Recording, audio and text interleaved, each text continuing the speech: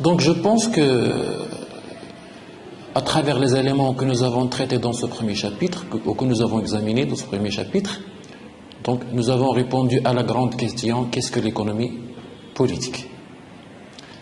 Maintenant, nous allons essayer de répondre à une deuxième grande question, qui va être traitée dans le chapitre 2, quels sont les principaux courants de pensée économique?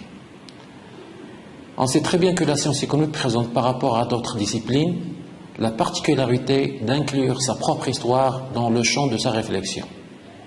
L'économiste est censé connaître les grands systèmes de pensée qui ont marqué l'évolution de son domaine. D'abord, à quoi sert l'histoire de la pensée économique? Quelle utilité a donc l'histoire de la pensée économique? Joseph Schumpeter, dans son histoire d'analyse économique, y voit trois utilités. Un avantage pédagogique, de nouvelles idées et des perspectives sur le voie de l'esprit humain. En d'autres termes, il est toujours possible de récolter des leçons utiles pour le présent à partir des différentes explorations tentées par les auteurs du passé. Quel point de départ pour l'histoire de la pensée économique? Réponse, généralement l'histoire de la théorie économique ou l'histoire de la science économique débute par des auteurs de la période dite mercantiliste, c'est-à-dire la période de la naissance de l'économie politique.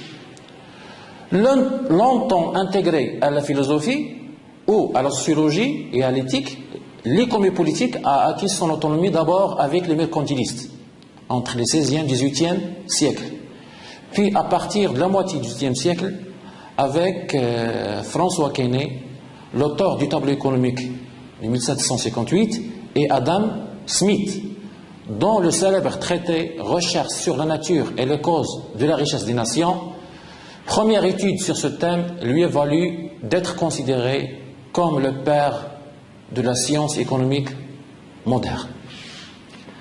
La doctrine mercantiliste.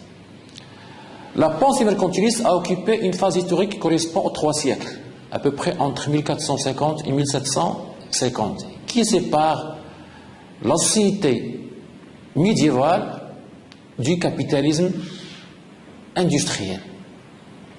Contrairement aux auteurs du Moyen-Âge, qui traitent des questions économiques sous l'angle de la morale divine, la pensée mercantiliste est centrée sur les conditions d'enrichissement de la nation. Les principaux auteurs mercantilistes sont bien sûr, je donne uniquement les noms de quelques-uns, Jean Bodin, Antoine de Montchrétien, bien sûr l'auteur du traité de l'économie politique, Jean-Baptiste Colbert, l'homme d'État français, Thomas More, William Petit, John Locke ainsi que d'autres. Généralement, on distingue 3 formes du mercantilisme: espagnol, anglais et français. Le mercantilisme espagnol ou billioniste, c'est une forme du mercantilisme qui s'est développée en Espagne et au Portugal. Les mercantilistes espagnols, en général, estiment que la richesse d'une nation se mesure par la quantité des métaux précieux dont elle dispose. Le mercantilisme anglais ou commercialiste, reflet de la situation géographique de la Grande-Bretagne, qui était à l'époque la reine des mers. La richesse d'une nation se mesure par l'étendue de son commerce international. Et le mercantilisme français ou industrialisme, ce qu'on appelle également le colbertisme. C'est un courant de pensée qui s'est développé en France au XVIIe siècle. En effet, la France, qui ne maîtrise pas le commerce maritime et n'ayant pas de colonies, préconisait le développement des manufactures. Cependant, à la différence de la doctrine mercantiliste, la pensée physiocrate s'est développée sur une courte période, entre à peu près les années 1750 et les années 1770, et uniquement en France.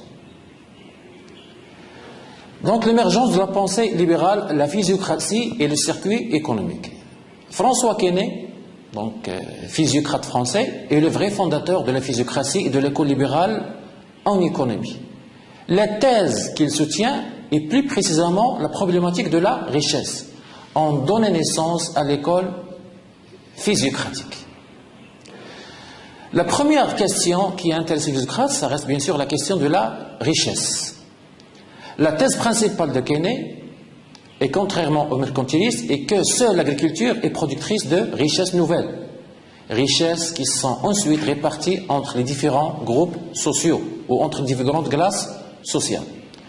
Elle permet à Quesnay d'élaborer son fameux tableau zigzag, connu sous le nom de tableau économique.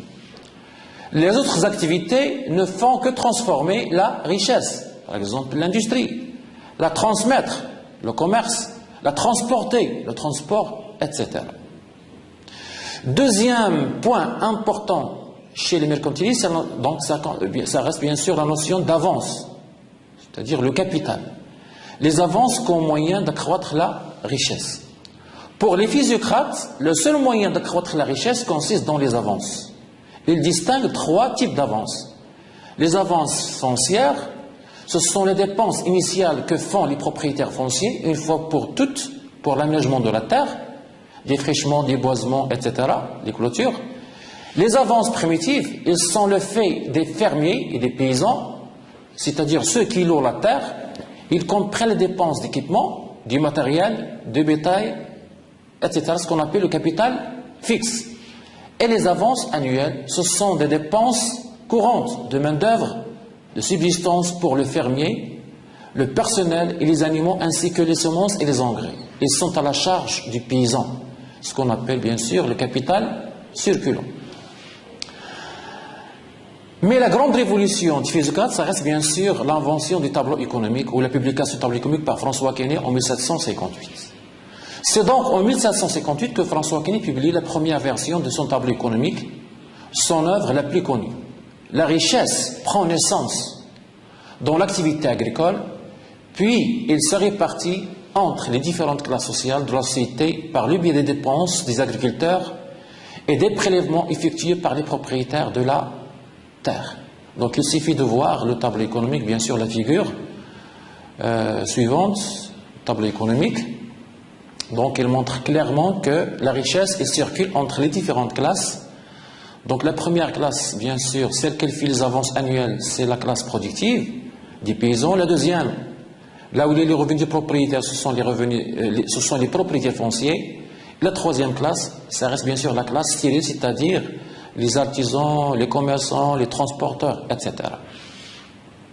Donc un schéma qui montre clairement la circulation de la richesse dans un cadre macroéconomique. À travers ce tableau qui décrit le premier exemple du circuit macroéconomique, François Quesnay donne la première analyse de circulation des produits et des revenus à l'intérieur de l'économie. Donc bien sûr, il distingue trois catégories de classes d'importance variable. La classe souveraine, c'est-à-dire des propriétaires fonciers. Donc ils ne participent pas directement à la production, ils ne créent pas la richesse, mais ils jouent un rôle fondamental en assurant les avances foncières. Les propriétaires fonciers vivent des rentes, ce que les physiocrates appellent le produit net, que leur versent les paysans. La deuxième classe, bien sûr productive, c'est la classe des paysans ou des fermiers.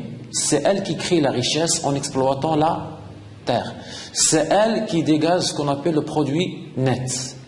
Et la troisième classe, la classe stérile, elle comprend toutes les personnes ayant une activité autre que l'agriculture. Il est qualifié de stérile, mais utile.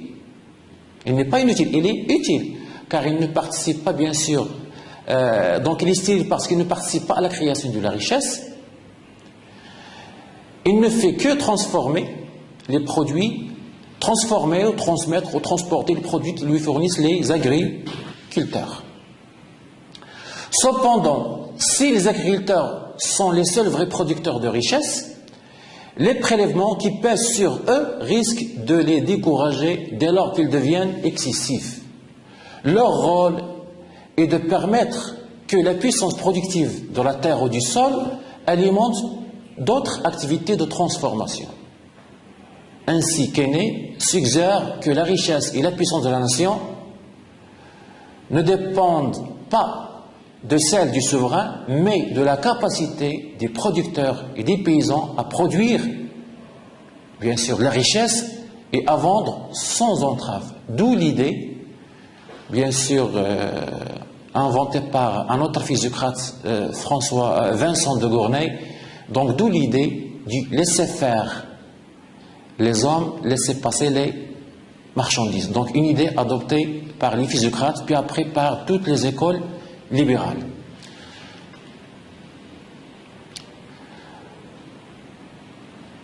Cependant, cette conception de la richesse, cette conception d'un circuit dynamique au service d'un royaume agricole, représente une sorte d'utopie dans la mesure où le retour à la terre ne garantit pas le développement du capitalisme.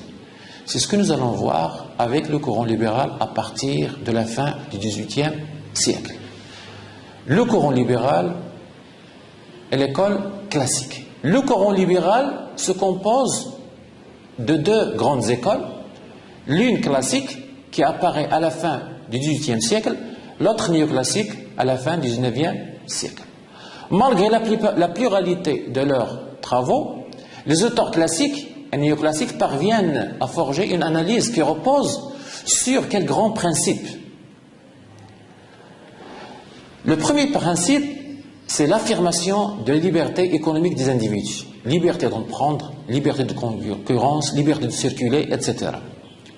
Deuxième principe, l'intérêt individuel est le moteur de toute action humaine. Le troisième principe, le marché comme régulateur de l'économie. Quatrième principe, la permanence de l'équilibre économique, c'est-à-dire que dans un système économique conduit par le principe de la liberté économique tend naturellement vers l'équilibre. Lorsque celui-ci n'est pas réalisé, les prix s'ajustent à la hausse ou à la baisse.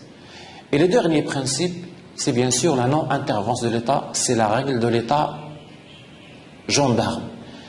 Examinons maintenant, en quelque sorte en détail, l'apport des principaux économistes classiques.